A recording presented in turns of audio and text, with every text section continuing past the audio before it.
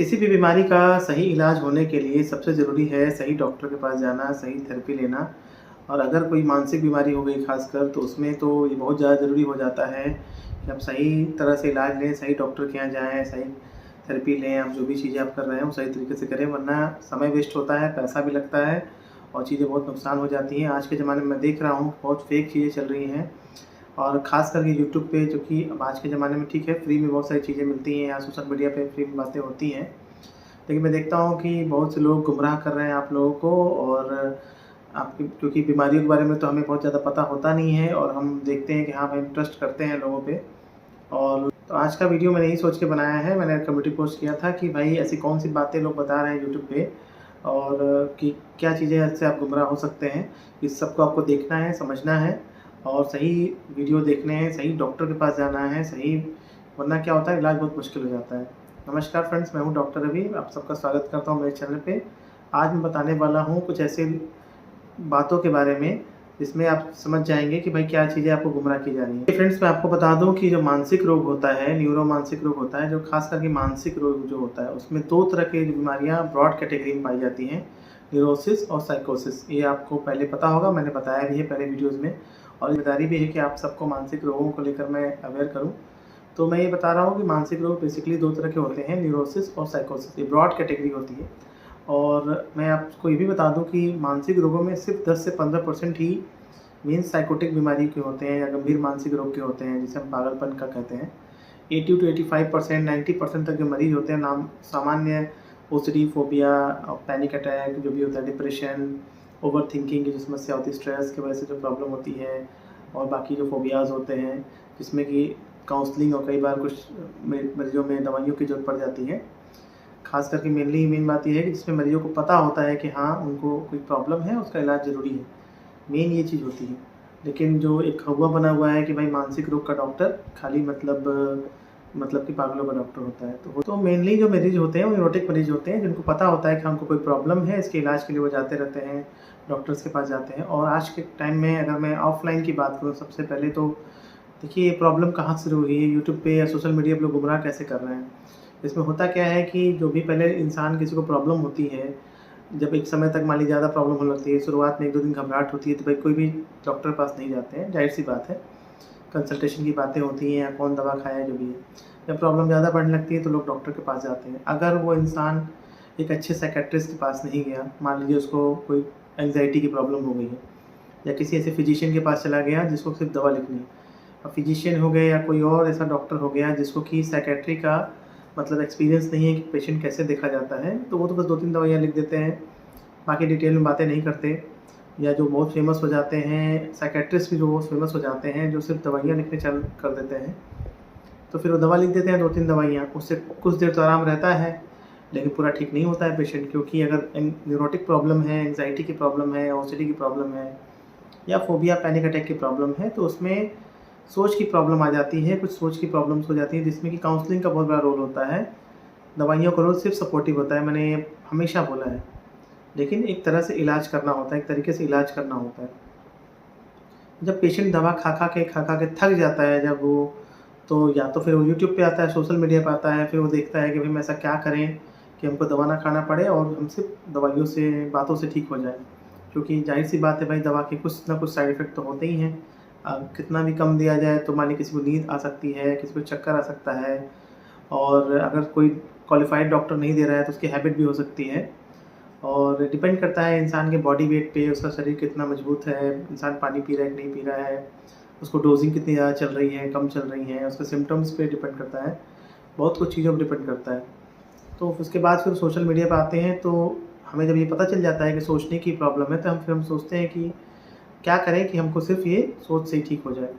इस चीज़ का लोग कुछ मैं देख रहा था यूट्यूब पे, मैं किसी का नाम नहीं बताऊँगा क्योंकि फालतू में कंट्रोवर्सी होती है। एक बड़ा चैनल है, मैं उनका देख रहा था कि वो हर चीज़ का इलाज बताते हैं कि किसी भी मानसिक रोग का इलाज बिना दवा से ठीक हो जाएगा, ये गोल्डन रूल है। अब आप सोचिए कि कोई इंसान सुसाइडल है, सुसाइडल अटेम्प्ट कर रहा है या उसको बिल्कुल नींद नहीं आ रही है, बिल्कुल रात भर 1 आध घंटे सो रहा है और उसको कितना भी समझाएँ समझ नहीं पा रहा, वो इंसान बिना दवा के कैसे शुरू में ठीक हो पाएगा? अगर उसको इतना ही समझने से ठीक हो जाता तो वो तो ठीक हो गया होता। यूट्यूब पे तो बहुत सारे वीडियोज़ पड़े हुए हैं, इंसान यूट्यूब पे वीडियो देख के ठीक हो जाएगा। कुछ समय के लिए दवाइयाँ ज़रूरत पड़ जाती हैं।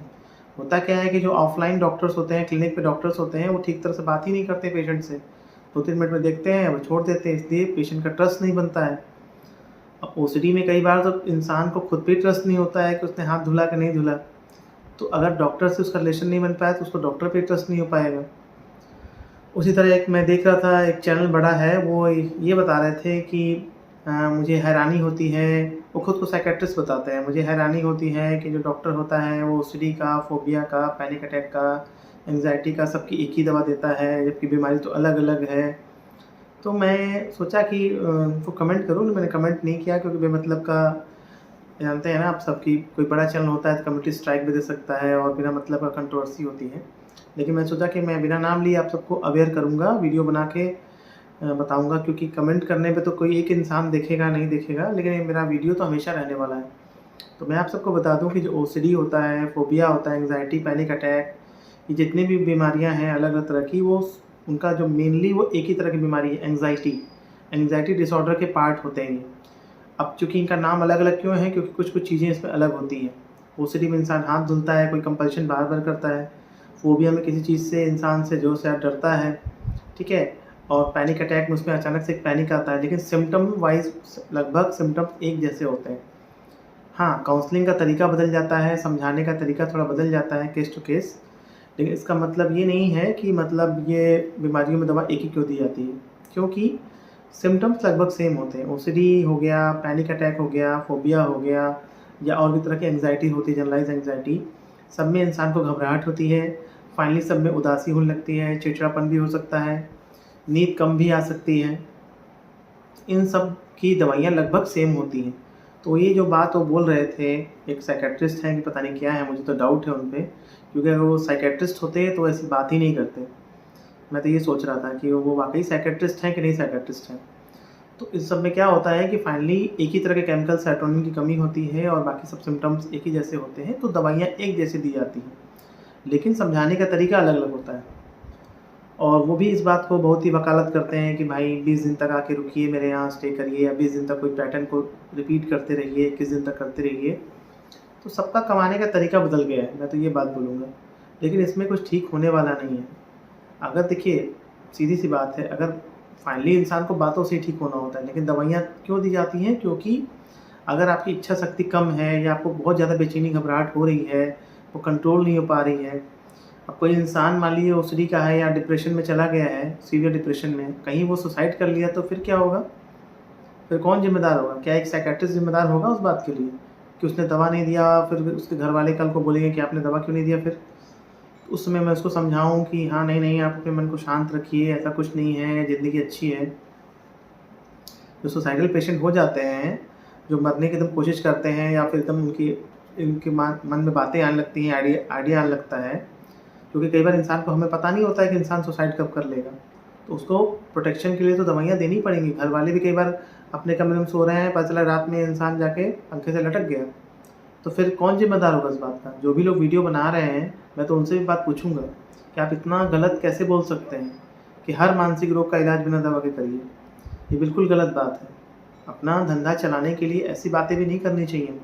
ये जो दवाइयाँ बन रही हैं, गवर्नमेंट के रूल्स के हिसाब से बन रही हैं। हाँ, बस ये है कि कुछ डॉक्टर सही से बात नहीं करते हैं या ओवरडोज़िंग कर देते हैं, इसलिए दवाइयों को ब्लेम करना भी गलत बात है। मैंने हमेशा बोला है कि फाइनली पेशेंट को बातों से ही ठीक होना होता है। मैंने कभी नहीं बोला कि नहीं सिर्फ दवा खाते रहो, या जो भी लोग मुझसे कंसल्टेशन लेते होंगे या मेरे क्लिनिक पे आते होंगे वो मेरे बात को जानते होंगे। और इसी मिथ को मैं तोड़ना चाहता हूँ। डॉक्टर्स और पेशेंट का रिलेशनशिप में मुझे मेंटेन करना बहुत पसंद है, और विश्वास को मेरा बनाए रखना ही मेरा यकीन है कि मुझे पेशेंट के साथ विश्वास बना कर रखना है। क्योंकि अगर पेशेंट को डॉक्टर पे विश्वास नहीं है तो पेशेंट ठीक नहीं हो सकता है वो। और अगर डॉक्टर को भी ऐसा काम करना पड़ेगा, ऐसी हरकत करनी पड़ेगी, दवाइयाँ सस्ती लिखनी पड़ेंगी या ज़रूरत की दवा लिखनी पड़ेगी कि भाई पेशेंट ठीक हो। कई बार इंसान अपने प्रॉफ़िट के लिए महंगी-महंगी दवाइयाँ या कुछ भी लिखने लगते हैं, ये बात मैं मानता हूँ। मुझे बिल्कुल इसमें कोई भी मतलब परहेज़ नहीं है इस बात को मानने में, लेकिन हर फ़ील्ड में गलत लोग होते हैं। आप ये सब जानते होंगे ये सब बातें। आपको अपना सही इंसान चुनना है कि मुझे किस सही इंसान से दिखाना है। और रही बात मेरी, अगर मैं अपनी बात बताऊँ तो मैं अपने आत्मा की शांति के लिए, मन की शांति के लिए हर महीने 100 लोगों को फ्री में देखता हूँ, फ्री में कंसल्ट करता हूँ अपने क्लिनिक पे। और मेरा ये हमेशा का है ज़िंदगी में। मुझे भी तो अपनी ज़िंदगी में खर्चे चलाने हैं। ऐसा तो नहीं कि मेरे लाइफ में जो भी मेरे डॉक्टर के लाइफ में हो रहा है सब कुछ फ्री में हो रहा है। तो मैं ज़िंदगी जीने के लिए तो कुछ करना पड़ेगा ना। फ्री में मैं इतने सारे वीडियो बना रहा हूँ। अच्छा, बातों-बातों में एक मैं और बात बोल दूँ, बहुत से लोग मुझे कमेंट करते हैं कि मैं आपका वीडियो देख रहा हूँ, कुछ देर के लिए तो फ़ायदा होता है, लेकिन पूरा फ़ायदा नहीं होता है। तो मैं आपको बताना चाहता हूँ कि देखिए, वीडियो बना रहे हैं फ़ायदे के लिए, अच्छी बात है। लेकिन अगर आपकी प्रॉब्लम बहुत ज़्यादा है, बहुत सीवियर है, तो सिर्फ वीडियो देखने से सब कुछ नहीं होने वाला है। उसके लिए प्रॉपर कंसल्टेशन चाहिए होता है। पैसे का इश्यू है तो अपने आप गवर्नमेंट हॉस्पिटल में या कहीं भी जाके आप दिखा सकते हैं, कंसल्ट कर सकते हैं। मैंने कभी ये बात नहीं बोला कि आप सिर्फ वीडियो देख लीजिए, उससे पूरा ठीक हो जाएँगे। तो दवा का फिर क्या मतलब है? फिर कंसल्टेशन का क्या मतलब है? कहीं भी आप थेरेपी लेते हैं तो एक प्रॉपर तरीके से थेरेपी लेते हैं। आपका केस अलग होता है, आपको बातों को समझना पड़ता है कि आपकी क्या प्रॉब्लम है, क्या समस्याएँ हैं। बहुत से लोग क्या होते हैं, मैं देखता हूँ यूट्यूब पे या सोशल मीडिया पे ऐसे भी सो कॉल्ड साइकियाट्रिस्ट हैं जो मतलब टेक्निक्स ही बताते रहते हैं, ये शॉर्टकट, और घूम फिर के उनका जो फाइनल जो आंसर आता है, बहुत बड़े साइकियाट्रिस्ट हैं, वो घूम फिर के सीबीटी पे ही आ जाते हैं। 5-6 तरह की वीडियो बनाते हैं, ज़्यादा वीडियो नहीं बनाते हैं, लेकिन वो घूम फिर के एंग्जायटी हो गया, फोबिया, पैनिक अटैक, सबका फाइनली इलाज वो सीबीटी। अच्छी बात है, ठीक है, लेकिन इतना भी बेवकूफ़ नहीं बनाना चाहिए। अगर आपका कोई चैनल है, बड़ा है, तो आपकी एक ज़िम्मेदारी है। जैसे मेरा एक चैनल है तो मुझे लगता है कि मेरी एक ज़िम्मेदारी है जिसमें मेरे लगभग हर तरह के वीडियोज़ होने चाहिए, क्योंकि मुझे हर तरह के पेशेंट को देखना है, मानसिक रोग के पेशेंट को। मैं सिर्फ ओसीडी पे वीडियो नहीं बनाता रहूँगा, या डिप्रेशन पे ही, या फिर एंग्जायटी पे।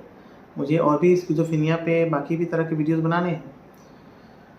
तो ये चीज़ें हम सबको देखना है कि क्या-क्या बातें होती हैं। काफ़ी फ्रॉड चल रहा है दुनिया में, ये बात आप सबको समझनी है। जो भी इंसान, जो भी साइकियाट्रिस्ट ये बात बोल रहा है कि सिर्फ दवा से ठीक होंगे आप, बातों का कोई रोल नहीं है, वो भी गलत बोल रहा है। जो साइकियाट्रिस्ट या सो कॉल्ड थेरेपिस्ट, काउंसलर ये बोल रहा है कि नहीं आपको दवा की ज़रूरत नहीं है, डॉक्टर, साइकियाट्रिस्ट आपको बेवकूफ़ बनाते हैं, सिर्फ काउंसलिंग से आप ठीक हो जाएँगे, वो भी गलत बोल रहे हैं। जो बोल रहे हैं कि ये फंडा अपना लो, ये शॉर्टकट कर लो, ये टेक्नीक यूज़ कर लो, ये ऐप डाउनलोड कर लो, ये कोर्स कर लो, और इसका कोर्स कर लो, उसका कोर्स कर लो, वो कहीं न कहीं आपको बेवकूफ़ बनाने का काम कर रहे हैं। ये सब आपको ध्यान देना है।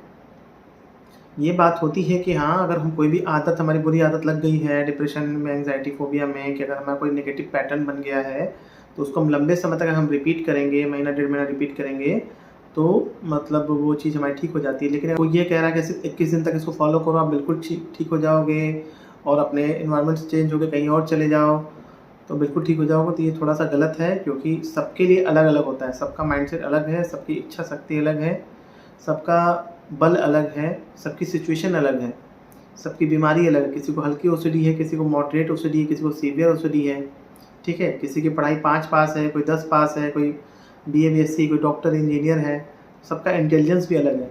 और ये चीज़ होती है कि जो जितना ही ज़्यादा पढ़ा लिखा होता है, थोड़ा समझदार होता है, उसको बीमारी समझ में थोड़ा जल्दी आती है। अगर कोई थोड़ा-सा मंद बुद्धि है, बुद्धि का कमज़ोर है, तो थोड़ा-सा बीमारी समझने में, उसको थेरेपी यूज़ करने में प्रॉब्लम होती है। तो किसी के लिए एक नियम नहीं हो सकता है, सबके लिए अलग-अलग तरह का चीज़ होता है, सबकी भूख अलग-अलग है। ऐसा तो नहीं है कि सब इंसान 4 रोटी खाते हैं, कोई 2 रोटी खाता है, कोई 5 रोटी खाता है, तो सबके लिए एक जैसा नियम कैसे हो सकता है?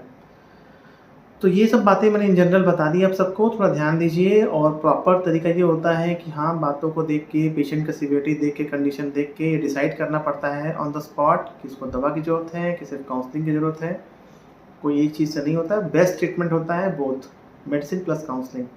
ये बातें मुझे बतानी थी। वीडियो अगर अच्छा लगा हो तो शेयर करिएगा, अपने सवाल कमेंट करिएगा, और चैनल जैसे में सब्सक्राइब करते हैं वो करते रहिएगा। मिलते हैं फ्रेंड्स आपसे एक नए किसी शानदार वीडियो में, तब तक के लिए नमस्कार।